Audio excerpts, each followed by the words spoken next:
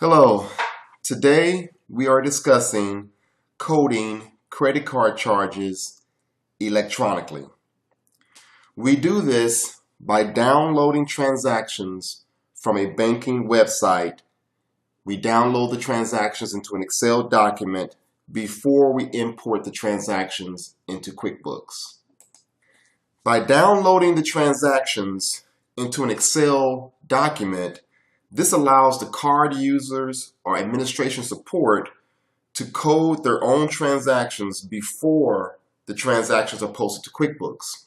By coding, we're referring to providing the general ledger account number, the class, and the job if you are tracking restricted funds for each transaction. Coding is very important if you want to have proper managerial reports to be able to track your cost, your spending, and your results. Cost allocation is a requirement of nonprofit organizations that prevent us from being able to download transactions directly into QuickBooks because cost allocation would be much more difficult. Now, to begin the process, you would go to the banking website. I'm showing Chase here as an example. You would sign in by putting your username and password, and then you would download the transactions for your credit card into an Excel document. When you download transactions, there are 5 standard fields that are downloaded. You have the transaction date, which is your sales date, is your receipt date. Your posting date is the date it actually posts to your statement. Transaction detail includes the vendor name and other miscellaneous information. Of course, the amount. And usually there is a unique identifier, a reference number. This download did not include a reference number, so we left the field blank, but we do keep the field for future downloads. The sort column is our own personal column.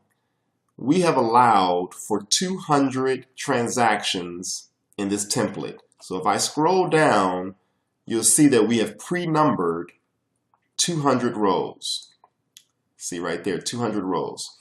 So this field here, or this column here, has been inserted by us to keep track of the transactions, as you'll see later in the document.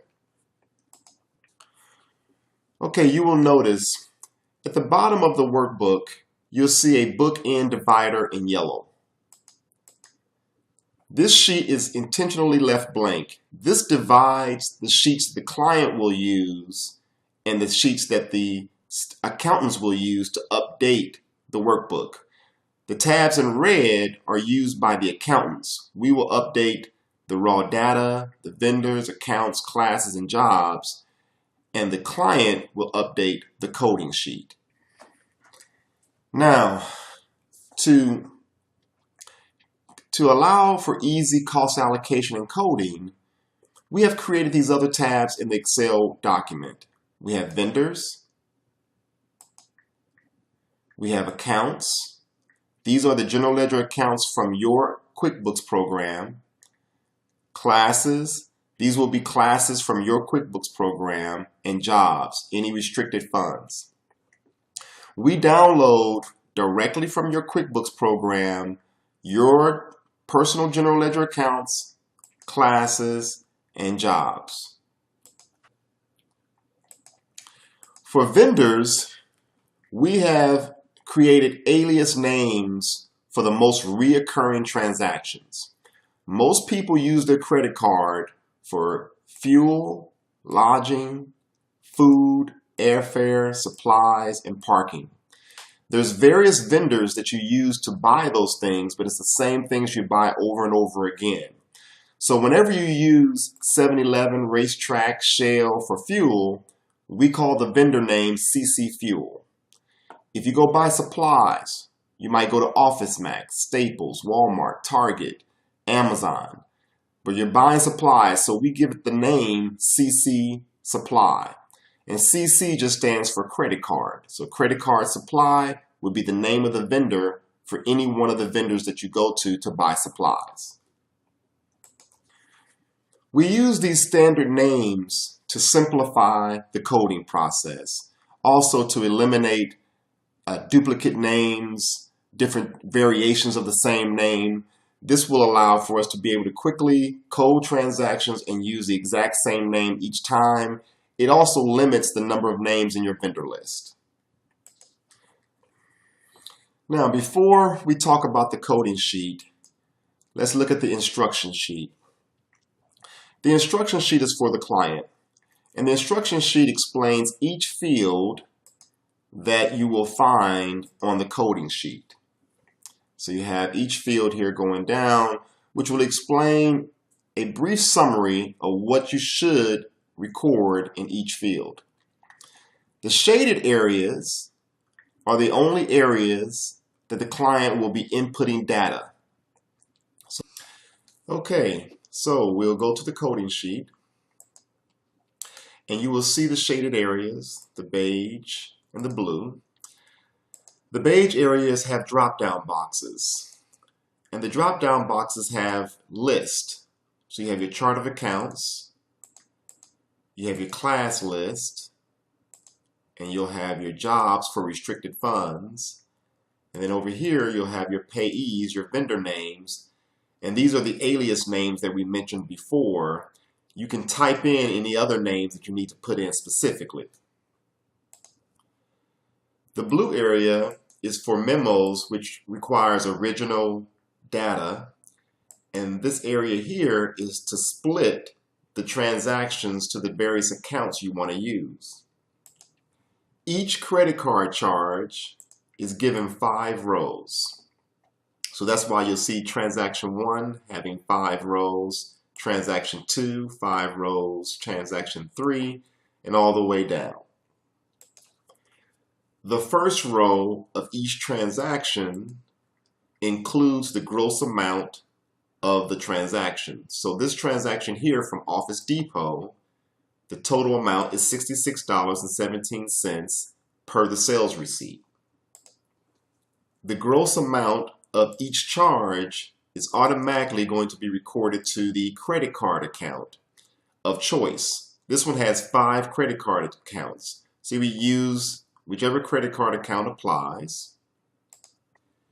You would choose the payee, and in this case, since it's Office Depot, we would choose CC Supply as the alias name for all supplies.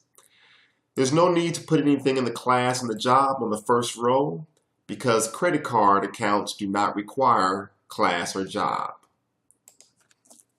Now we need to split this transaction. And so the gross amount is $66.17.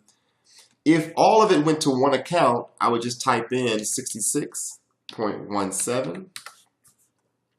I would click here, find the account. So I would scroll down. I scroll down and I can find a supply account.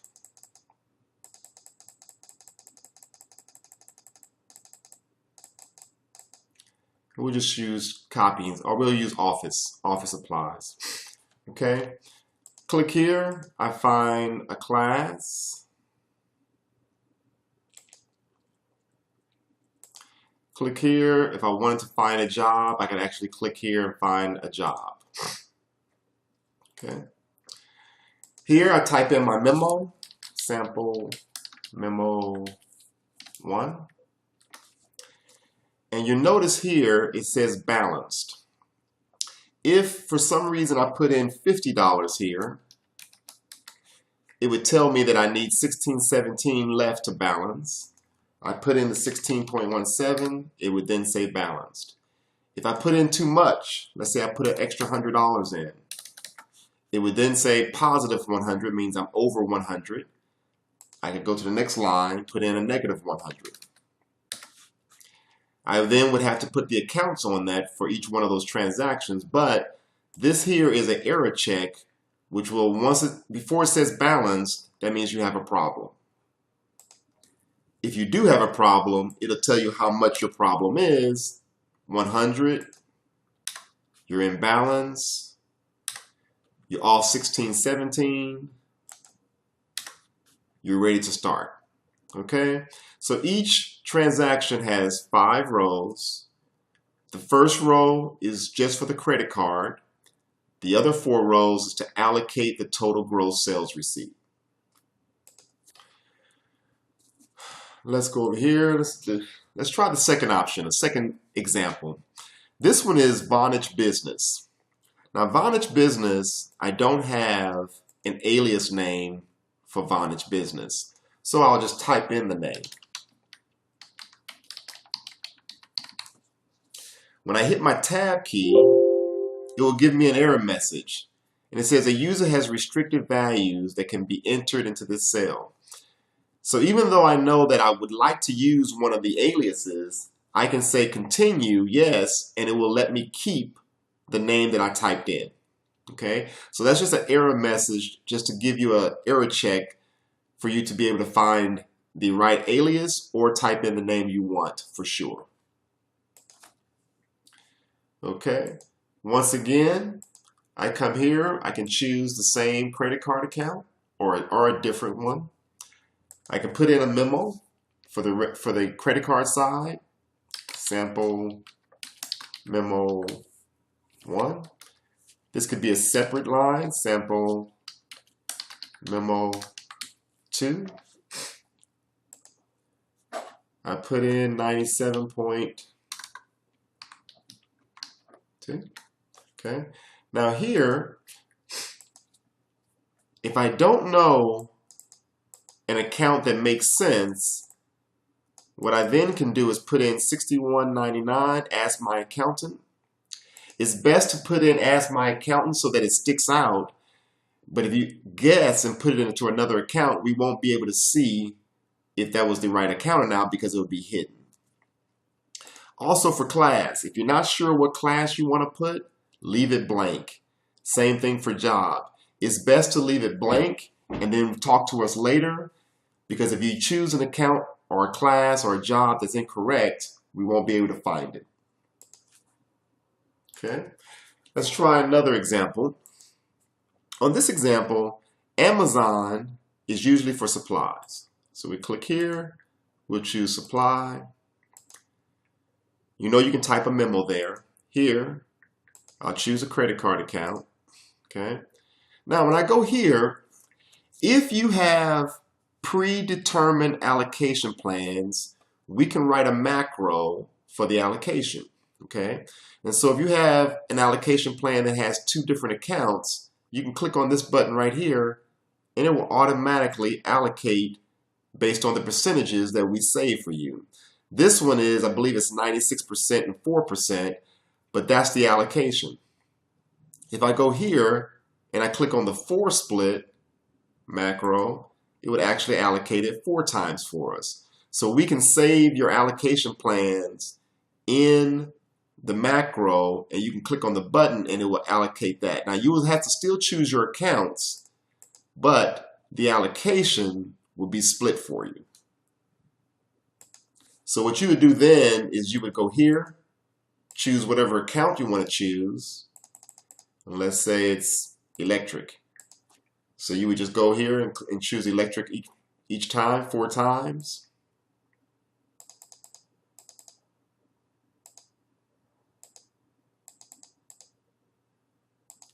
And go ahead on down the list, okay?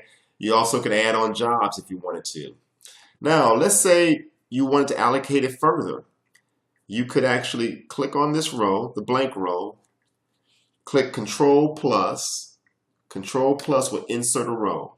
Control plus, insert another row. Now you can insert rows, but you can't delete rows. If you insert too many rows, just leave it blank. There's no problem. And then here you can type in additional information. You still have to get to a balanced amount to equal up to the total receipt, but you are allowed to insert rows by hitting Control plus. So that's all you need to know to enter credit card charges and code them in Excel. This reference section over here is just to give you the control amounts for each sales receipt. This brings in the total of the sales receipt and the transaction memo to give you an idea of the name of the vendor. This is for reference purposes only. You're not allowed to change any of the fields over here. That's it for now.